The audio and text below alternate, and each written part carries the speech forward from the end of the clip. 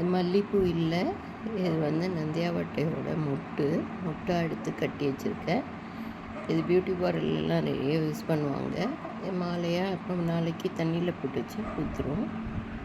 இது கொடி சம்பங்கி கொஞ்சம், செம்பருத்தி 2 பூத்துருக்கு, அதுவும் எடுத்து வச்சுருக்கு.